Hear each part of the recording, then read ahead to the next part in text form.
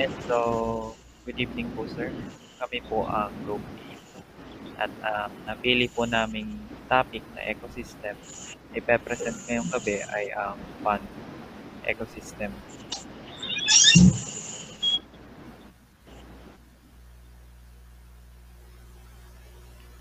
So, ang pond ecosystem po, the pond ecosystem is a dynamic, self-contained freshwater environment where a variety of organisms, including plants, animals, and microorganisms interact and depend on each other for survival.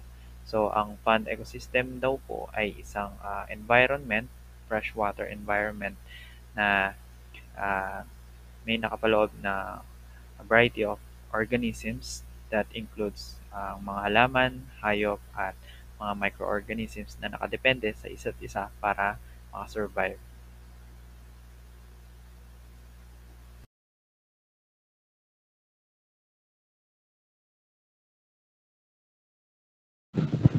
So, ito po yung 10 example ng animal and flora. So, the first 10 po is the fauna, which is the animals. Frogs, tadpoles, dragonflies, water beetles, fish, newts, water snakes, ducks, grasshopper, and turtle. So, the other 10 naman po is flora, water lilies, reeds, bulrushes, duckweed, cattails, lotus, watermint, pickerel weed, arrowhead, and American waterweed.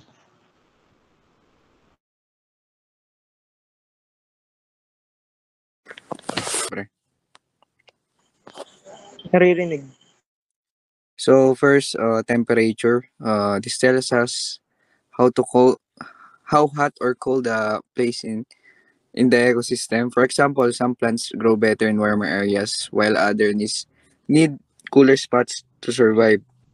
Next is soil composition. This means the type of soil, whether it's sandy, clay, or rich soil. Uh, Next is water availability. This is about how much water is in the soil or nearby, like rivers or ponds.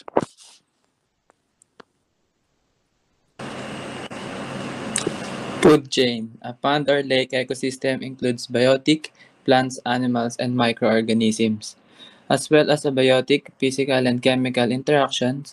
Pond lake ecosystems are a prime example of lentic ecosystems.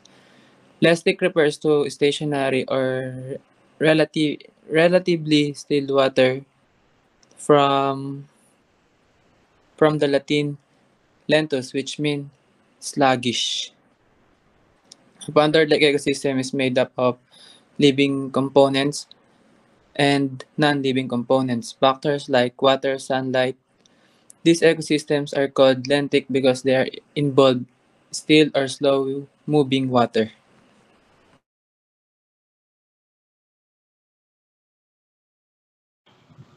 Food web.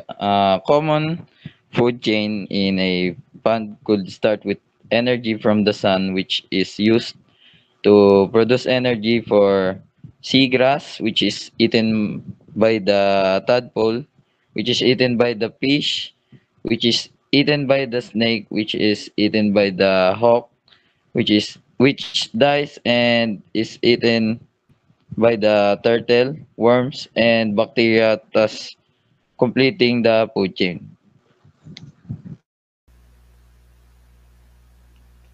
And sa pyramidal of numbers naman po, the term pyramid of numbers indicates the number of individuals at different trophic levels in an ecosystem.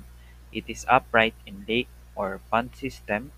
The number of consumers gradually decreases from primary consumers to secondary consumers to tertiary and or to the top consumers.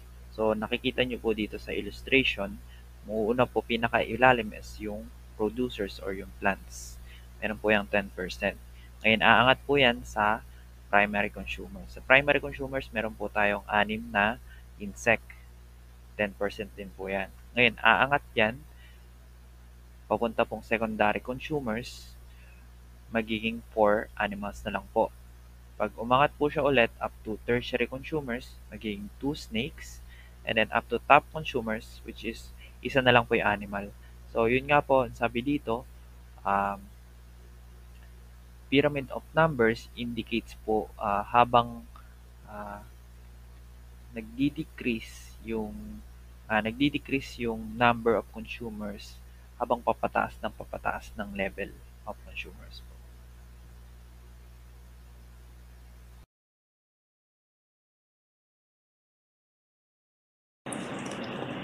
Pond ecosystem. A pond ecosystem is a self-contained freshwater environment where diverse plants, animals, and microorganisms interact. Key components include producers, consumers, and decomposers that sustain the ecosystem. Fauna, which means animals, frogs, tadpoles, dragonflies, water beetles, fish, newts, water snakes, ducks, herons, and turtles. Flora, which means plants, water lilies, reeds, bulrushes, duckweed, cattails, lotus, water mint, pickerel weed, arrowhead, and American waterweed.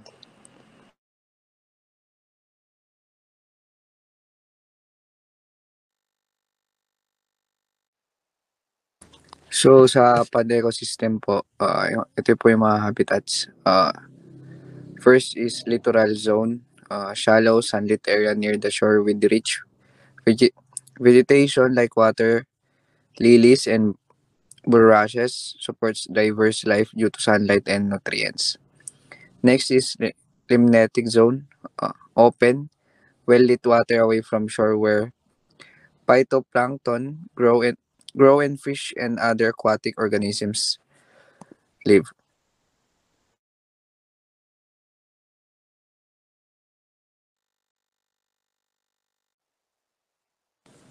Next. Pond ecosystem, abiotic factors. Temperature affects organism distributions. Warmer areas suits plants like water lilies, while cooler areas are preferred by frogs and newts. Nakaapekto sa distribusyon ng mga organismo. Mas mainit na lugar ay mas angkop para sa mga halaman tulad ng water lilies, habang ang mga mas malamig na lugar ay mas gusto ng mga palaka at newts. Soil composition influences plant types. Nutrient-rich soil supports cattails and bulrushes, while sandy soils suit plants like arrowhead. Nakaimpluwensya sa uri ng halaman. Ang lupa na mayaman sa sustansya ay sumusuporta sa mga halaman tulad ng cattails at bulrushes, habang ang mga mabuhanging lupa naman ay mas angkop sa mga halaman tulad ng arrowhead. And water availability determines habitat preferences. Aquatic plants thrive in water while amphibians prefer consistent moisture. Nagtakda ng mga tirahan ng mga organismo. Ang mga halamang tubig ay umuunlad sa mga lugar na laging basa, habang ang mga amphibians gaya ng palaka ay mas gusto ang mga lugar na may sapat na kahalumigmigan or may sapat na tubig.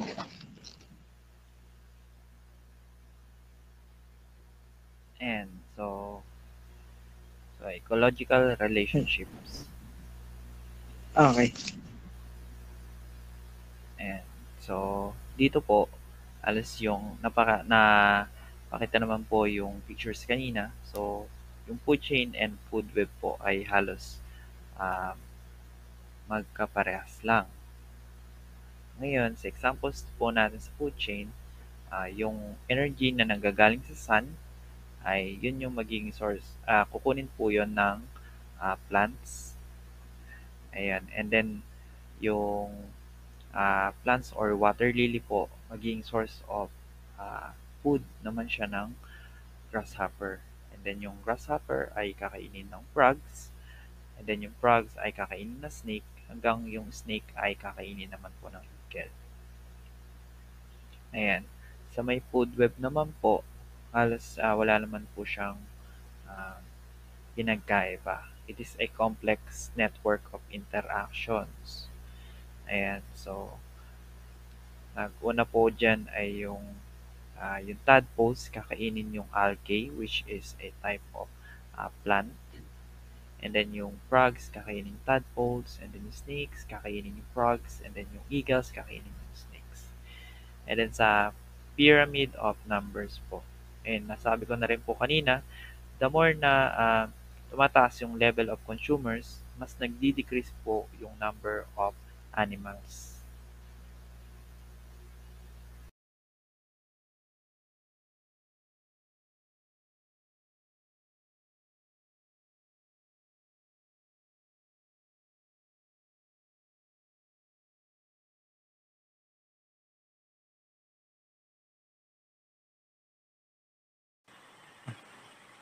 Conclusions. A pond ecosystem is a complex and dynamic freshwater environment where a variety of plants, animals, and microorganisms interact to form a balanced system. Yung pond ecosystem daw is nabubuo siya ng isang complex at saka pabago-bago na panahon na ang mga variety ng mga hayop, halaman, tsaka mga organismo ay bumubuo ng isang balancing system. The interaction between biotic and abiotic factors creates dynamic and interdependent system. Variations in biotic conditions directly impact the biotic community, while the activities of living organisms can also alter abiotic factors. This interplay underscores the complexity of pond ecosystem and highlights the importance of understanding both biotic and biotic components to effectively manage the preserve these vital freshwater habitats.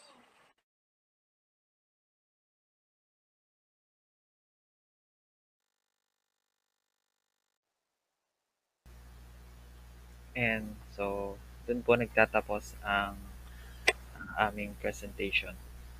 Ako po si Justin Edith Morales at ito po yung mga kagrupo ko po. Si Nico Cello, R. Benaventura, John Errol Umali, William R. John Derek, Lord John Russell Tadena, at Carl Jester C. Oano. Thank you po. Thank you po.